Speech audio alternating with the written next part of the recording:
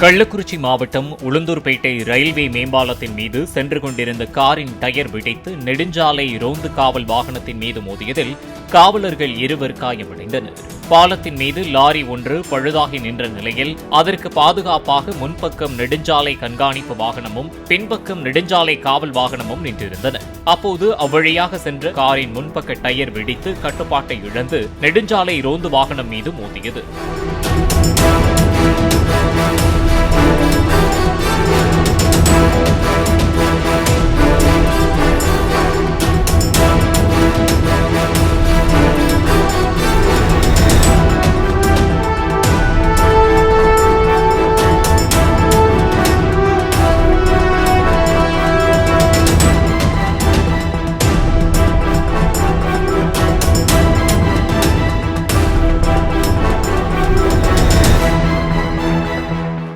Play store மற்றும் app ஸ்டோரில் இருந்து பாலிமர் செயலியை QR கோடு மூலம் பதிவிறக்கம் செய்யுங்கள்.